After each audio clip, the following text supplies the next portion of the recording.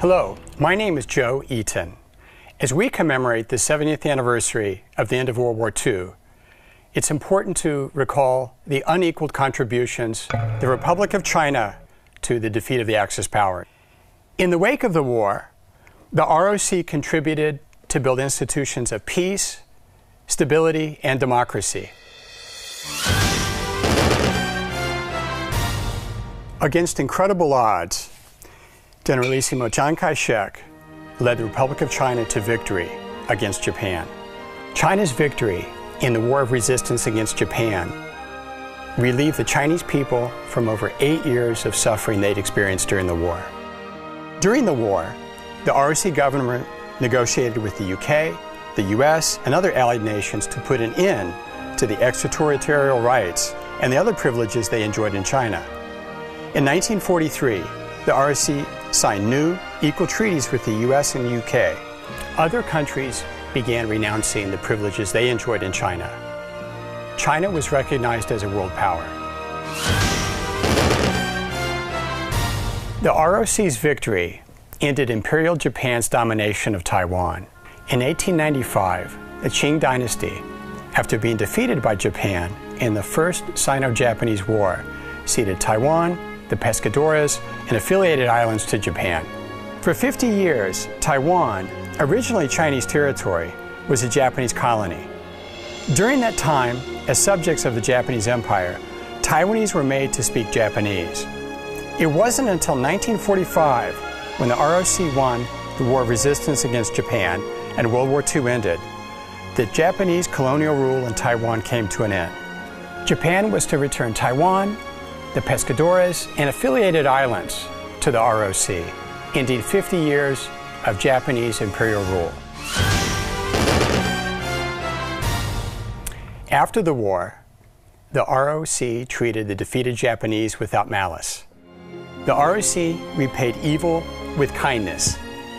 At the end of the war, the ROC did not ask for war reparations from Japan. The ROC also worked with the US government to quickly repatriate Japanese citizens and soldiers from Taiwan. In comparison, the Soviet Union sent 600,000 Japanese soldiers from Japan's Guangdong Army to work as slave labor in camps in Siberia and the Far East. The enslavement of former Japanese soldiers stopped only with the Soviet-Japanese Joint Declaration in 1956.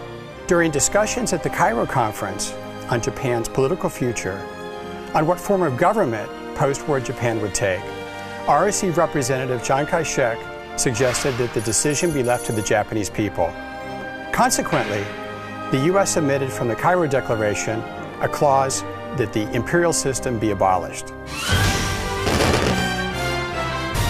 Asian countries also owe the ROC a debt of gratitude for supporting the end of foreign empires in Asia. The ROC's victory over Japan was necessary for the post-war independence of many Asian nations. During the Cairo Conference, attended by the leaders of the ROC, US, and UK, the ROC gave its firm backing for a free and independent Korea after the war. The ROC also expressed support for the eventual independence of India, Vietnam, and Burma. During a visit to India, Chiang Kai-shek was supportive of Gandhi's aspiration for an independent India after the war. The ROC, however, envisioned a post-war order of freedom and independence, respectful of the choices of all people.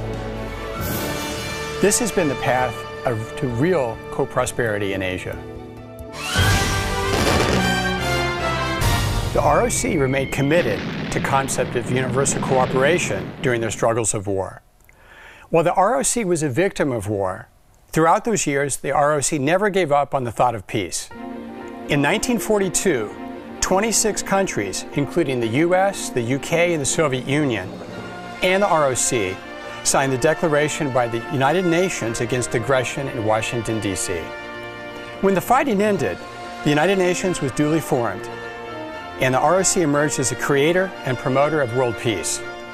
All countries that hold peace and democracy dear to their hearts are indebted to the ROC for this. Let's all say thank you to the ROC.